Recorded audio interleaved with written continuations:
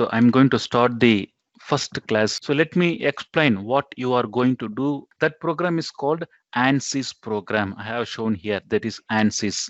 Okay, so this is a program which is very new for you and it is very essential for your future. Okay, my dear students, now you are seeing the different types of programs. First one is AutoCAD program, the next one is SolidWorks program, the next one is ANSYS program. Clear? As an engineer, okay, you want to become a complete engineer, the engineer should have a knowledge on two-dimensional software. The two-dimensional software which is most of the industries are using is AutoCAD only. Okay, so this is very user friendly and very flexible. So whatever the 2D you want to do, and it is common for all mechanical engineers, civil engineers, electrical engineer, electronic engineer. So all the field, it covers all kind of two-dimensional diagrams. It is very user and friendly. Okay, so as an engineer, you should know a basic AutoCAD. That means what? You should know the basic modeling software. It is called two-dimensional software. The exclusive two-dimensional software is called what? AutoCAD software. Then three-dimensional software. Okay, so the three-dimensional software, what I'm telling here, it is SolidWorks. Okay, this is dedicated only for the mechanical field. So AutoCAD is common for all, you know that. Okay, and SolidWorks, it is only dedicated for mechanical engineers. This is a parametric three-dimensional software. What does that mean by parametric three-dimensional software? You can create any kind of three-dimensional component inside this program using this program. Okay, at the same time, it will store all the steps what you done using this program and how did you construct the particular component. So using that history or using that data, you can edit that particular component anytime. Okay, so this is the beauty of this parametric solid modeling techniques. Okay, so I have shown one sample. It is called a SolidWorks program. Similar that we have a Creo program. Okay, similar that we have plenty of program in the market. Okay, just I'm showing you the very familiar softwares which is available, which is used in the industries nowadays, as well as in the education institutions. Okay, this is three-dimensional modeling. So first one is you should learn 2D. You should have a knowledge on 2D softwares. You should have a knowledge on three-dimensional software. Apart from that, okay, along with this, you should have a knowledge on analyzing software. Okay, that is called ANSYS program. Similar way, for analyzing, there are multiple programs. There are numbers of programs available in the market. Okay, so I'm taking one program which is familiar in the market, which is familiarly using all the industries, used in the which is familiarly used almost all the manufacturing industries, also in the educational institutions. Okay, right. What is this ANSYS program? What it will do? Okay, so imagine we are did a tensile test, is right? During tensile test, what we do? We have to prepare a specimen. That specimen should be kept inside or under the loading condition inside the machine.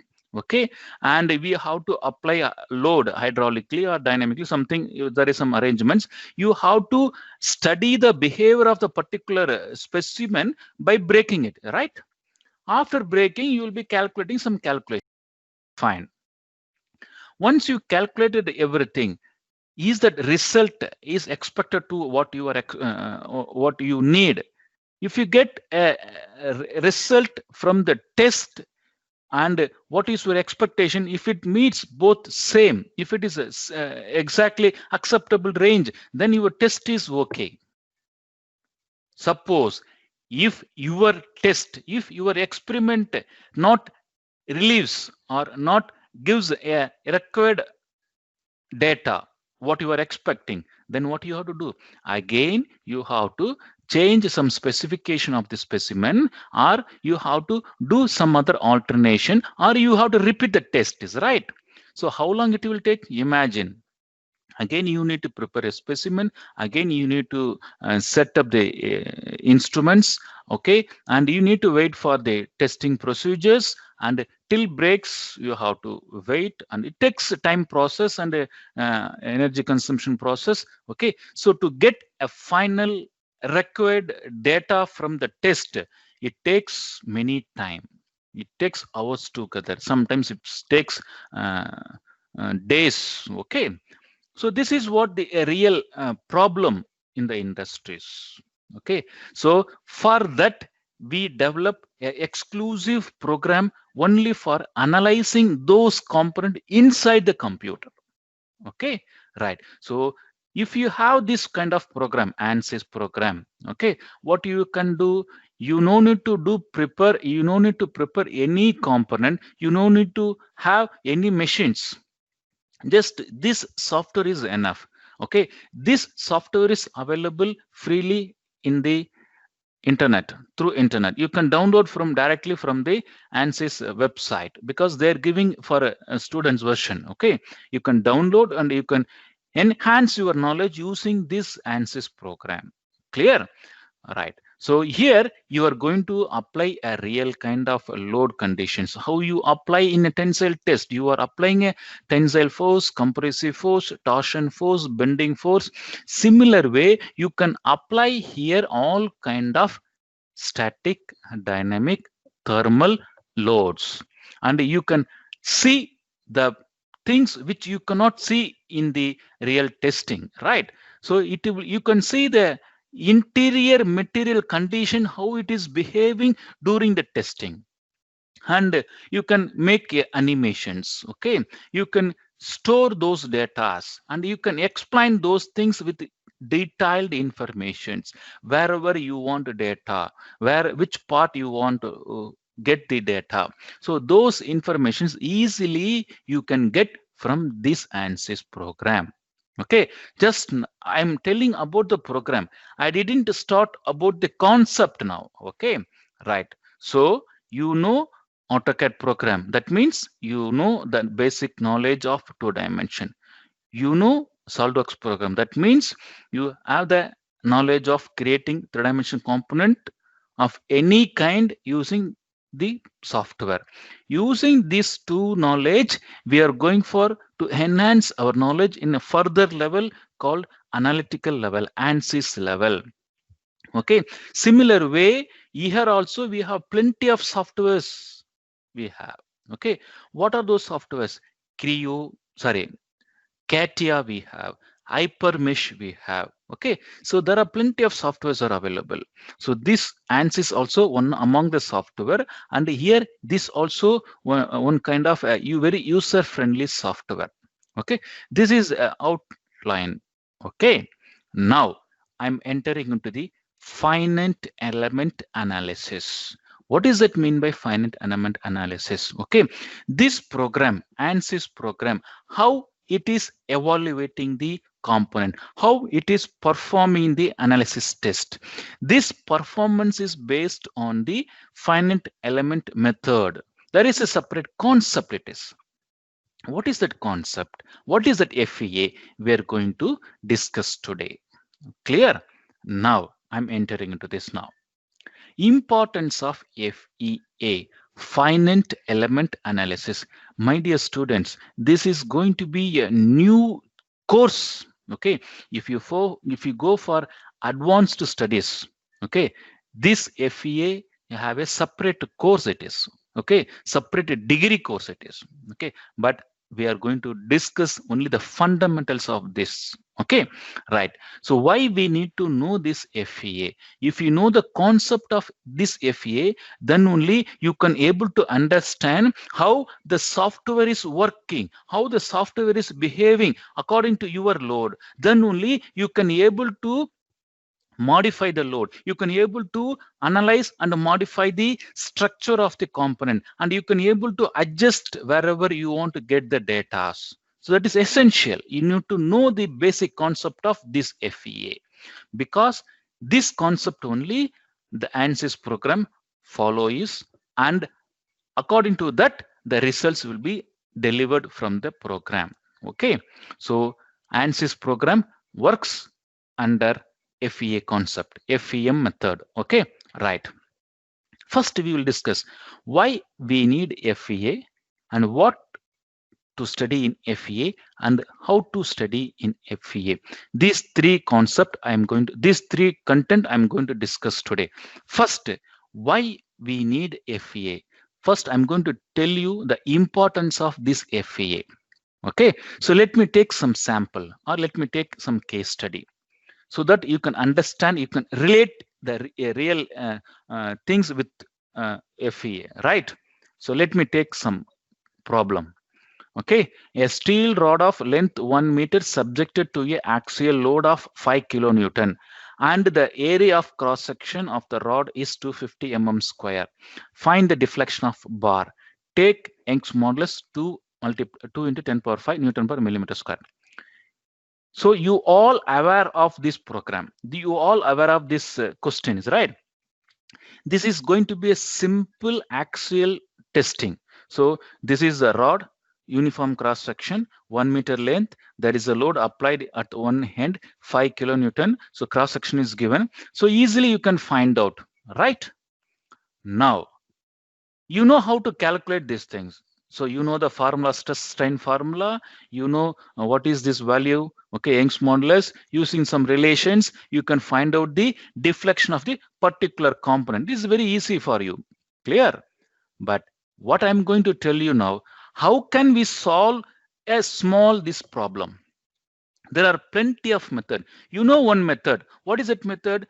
Applying the stress strain equation, find out the deflection, you know.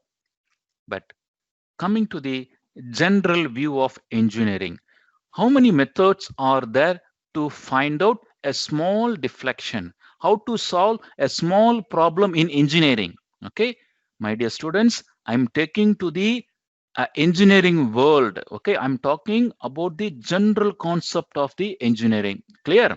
So here, so how to solve a small problem? One is analytical method, another one is numerical method, then third one is experimental method. Okay, you have to aware of this all three. Okay, what is analytical method, what is numerical method, what is experimental method? We should aware all these things, then only you can able to imagine what you are doing and what level we are. Okay, right. First, let me take analytical method. Actually, what is analytical method? It is an exact method to find out. Okay, so how to find out the find out the data solutions? By using the formulas and relations. Okay, and there is some assumption we are following here. What is those assumptions? First assumption is that we will consider the bar is a uniform section, but in nature, imagine, my dear students, but in nature it cannot be. There will be some deviation in the cross section, there will be some measurement changes in the cross section, but we are keeping some assumption that it is a uniform cross section. By keeping some assumptions, we are calculating and we are saying that it is exact, but in a true way it is not exact. Okay, right. So there are methods are available to find out the data results by the analytical method. Okay, so another assumption we are doing that Hooke's law. So Hooke's law is what? See now. So what is this curve? This is the curve of Hooke's law. That means it describes the behavior of the mild steel material. Okay, right. So stress strain curvature. So this curvature we will get when you do the test. Okay, that is experimental test. We will get this kind of curvature. This is a behavior of a mild steel material under the tensile load. Okay, you can see this is the behavior. So stress strain up to particular level, it is proportion. How much stress is given, sorry, how much stress produced, the same amount of deformation also it is happening. Up to particular level, right? So this region is called as Hooke's law. That means what? We are discussing and we are solving the problem only the material which is under the Hooke's law. That means the material which is within the elastic region. That means what? It can come back to its original position after the removal of the load. See, we didn't discuss, or we are not interested to design or study the component, how it is behaving after this Hooke's law. Okay, so this is a plastic region, this is elastic region. Okay, so these are the assumptions we are keeping and we are solving by analytical method. Okay, so how the component is behaving after the Hooke's law. That means in a plastic region, how it is happening, where the maximum stress, minimum stress is happening, where the product will become weak. We cannot do those things in analytical method. We want some kind of methods to study those things. Okay, so this is the concept. Then another one, so we are assuming that uniform cross section. Okay, for example, let me take the connecting rod. You know, connecting rod is right. Connecting rod is having a cross section, but that is not uniform cross section. One end it will be small, another end it will be big. Okay, but uniform it is varying cross section. So how to do analytical solutions for those problems? And apart from this, if you have a complex shapes, how to analyze, how to study the behavior of those irregular shapes? There is a question mark. We can study, but we cannot get an exact value. Okay, so there is a lot of question marks are there to be answered. Those things can be answered by our ANSYS program. What is that questions? First one is what? We are assuming uniform cross section. Okay, if it is not uniform cross section, how to solve those problems? Question that can be solved by our ANSYS program. Okay, then second assumption is what? We are assuming Hooke's law. Okay, how the body or how the component will behave, and I want to know, I want to study those things. So how can it be, how does those things can be done? So those things we cannot study analytically. We need some tool for that. Those things can be studied by using our ANSYS program. Then coming to the complex shapes, irregular shapes, those components can be studied, analyzed detailedly using our ANSYS program. So that means what? Conclusion is what? Those things which cannot be studied by simply our stress strain formulas, relations, or analytical method, that component, that kind of study can be done using our ANSYS program. Okay, then coming to the numerical methods. Okay, numerical method is what? It is an approximation method. What we are doing, why we are using approximation method? We know it is not exact solution, but then why we are going for approximation? Because if we are not able to find out 100%, then we need to find out the solution for at least 90%. What is the method to find out those 90% exact result, right? That method is called FEM method, finite element method, or numerical solution method. Okay, right. So we are concentrating finite element method. Okay, this is comes under the numerical. Why we are going for finite element method means, see, irregular shapes, they may behave in a different way in a different situation, right? Those things we cannot predict and cannot be solved using analytical method. So we cannot able to find out 100% how it is going to behave. Then we need to find out at least 90% exact solution. So what is the method? So we have to go for approximation method. That is called FEM method, finite element methods. Those it is used for exclusively regular, irregular, complex, any kind of material under any circumstances, whether it may be dynamic or static or thermal condition or fluid flow condition, whatever it may be, we can find out. Okay, that is called numerical. Next, coming to the experimental. You know, experimental method, we know this because we have machines, so we have to keep the component inside the machine, and you have to apply the load, and we will take the readings. Okay, and we will study the behavior. This is going to be an exact one, no doubt about, but it is a time consuming, cost effective, and we need to purchase those machines. Okay, so comparing this cost, time, and repetitive process, iteration process, it is better to have some tool which is called ANSYS program. We can do within a fraction of minutes or seconds, you will get the results. If it is a complex step, it may take hour, that's all, but we will get the solution. Clear? Right. Now coming to this one.